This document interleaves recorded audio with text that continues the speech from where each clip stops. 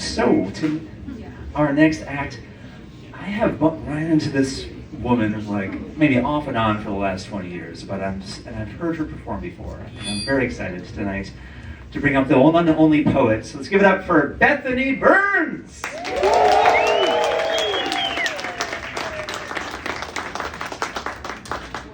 Ooh, hello. Check 1 2. Check 1 2. Check 1 2. Can everybody hear me okay? Excellent! How's everybody doing tonight? My name is Bethany. I'm a poet, don't you know it? I have been writing and performing poetry for the better part of 15 years, so it's a super special treat for me to be here. Thank you, Fishbon. Thank you, Brian, for the invitation.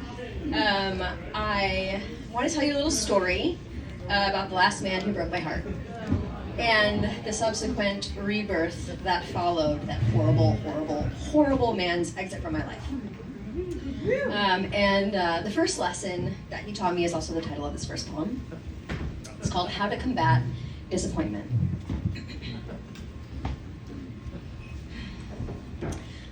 One day, I'll write a poem about you, and all this confusion may finally ring clear. One day, I'll write a poem about you, because I finally decided I just can't anymore. One day, I'll write a poem about you.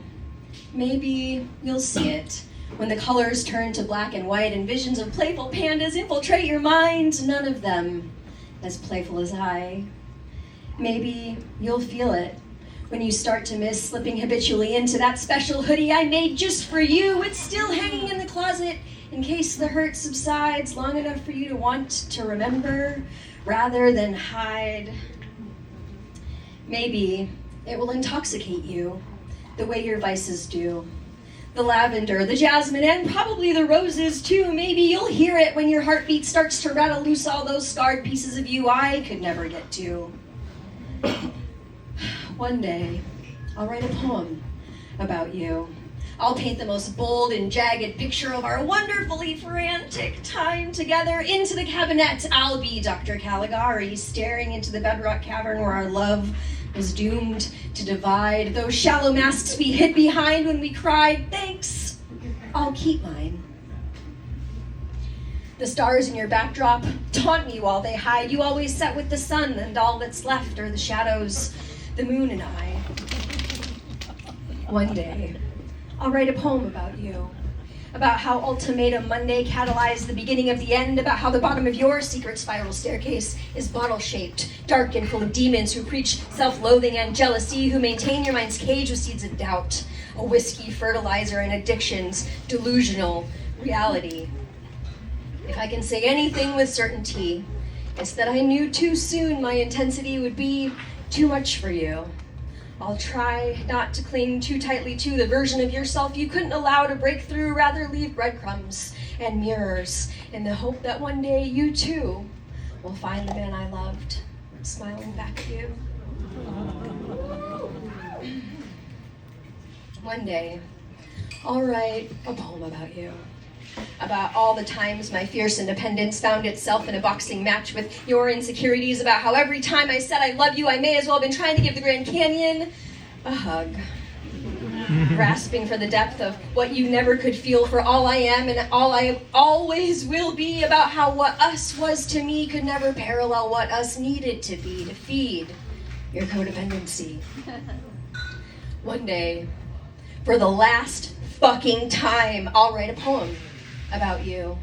And it will be just for me, and no one needs to hear it or even see, but if they do, I hope they find the remnants of a love that remained in spite of that time I killed another fucking cactus and thought, today, something else might die.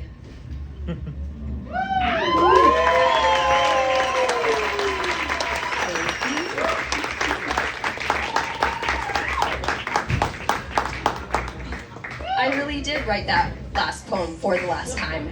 I'm going to share it with you next, but first I just want to express that relationship was the first relationship I was ever rejected by my partner for my sexuality, and I'm so grateful to him for doing that because it shoved me into the wormhole that is the truth of who I am, and if it wasn't for him, it might have taken me a lot longer of a time to find it.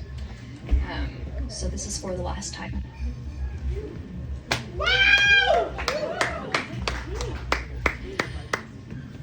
I am strong. Like a woman who knows when to move on, I want to be stronger than to text you at 3 a.m. to tell you how much I hate sleeping in our bed alone. I want to be stronger than to hope that every car that turns the gravel in the parking lot outside the window that used to be ours is yours. I want to be stronger than to rock and cry, head between my hands, pulling at the roots of all that I am, like a woman who is sick and fucking tired of being told she is too much. That her fire burns too bright and scalds too close to those places you don't want to touch because fear made you its bitch and you thought that I would too. But all I wanted was to make a bed for your guard down next to my ego so one day maybe you too would want to seek the truth.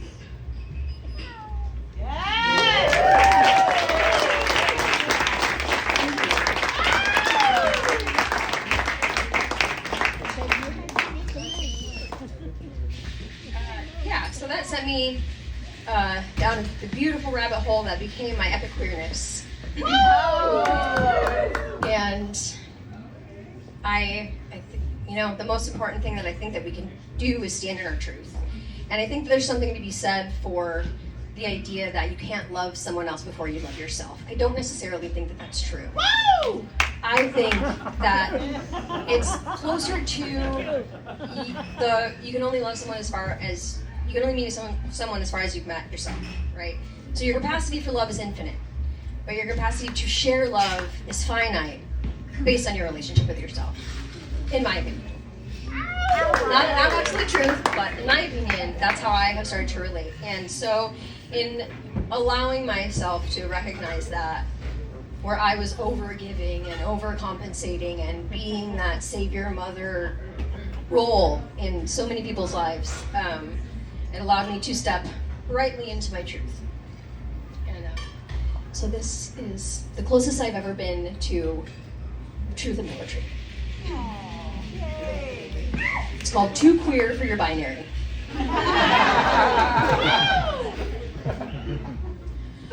I have arrived firmly at the conclusion to be loved before one is understood is a static illusion. I have arrived queerly in the revelation. Gender nonconformity is the most radical act of self-love in which I have ever participated unconsciously. They called me a tomboy. I called it raised with 4 brothers, survival of the fittest, just trying to fit in.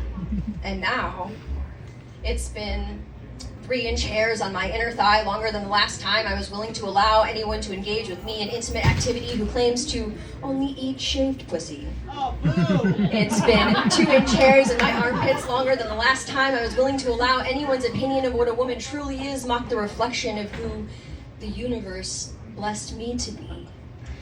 And who I am blessed to be defies any configuration that is binary. Who I am blessed to be embodies all that I know of authenticity. Who I am blessed to be, she is a catalyst of alchemy, but most importantly, of anarchy. Restrained, I refuse to remain within the roles this socioeconomic gender construct manipulates us all in some way to play. For as long as women have worn binders around their waists to fit a statute of beauty, trans men have worn binders around their breasts in conformity to the stereotype of masculinity. And I can't help but feel anger at this system of oppression and wonder, if it didn't exist, would people still need to fight to define who they are on the outside? I have been strange and unusual for as long as I can remember, yet I can't remember what that also translated into the deeply flawed binary of my sexuality. I can, however, remember the first time I knew it was okay to be this way. I can remember sitting across the table from my mother 5 years later, 5 years divorced, 5 years later, 5 children later, 5 years rejected by the family that had always been our church until she stepped brightly out of her shame-laden closet into the vastness of all that has become the freeing bond of our epic queerness. I can remember the first time I ever met someone who identified as non-binary. I remember mocking them. I remember understanding the indifference to the binary, yet even in the depth of my own epic queerness, I could not find it within myself to expand the warmth of all that makes me a woman, to honor and cherish them, to bring the same value and blessings to their life and their plight, to embrace in them what took 29 years to find in my own life. My truth. Truth in my presence, truth in my purpose, truth into the abundance of love that I don't have to hesitate to exhale into the works of art that I create every day, while towing that line of who really gives a fuck? Anyway, I do. Because sometimes the spirit doesn't match the body, and sometimes the body doesn't match the spirit. The anarchist in me wants to burn it all to the ground, and it all started because they called me a tomboy. I called it. Raised with 4 brothers, survival of the fittest, just trying to fit in.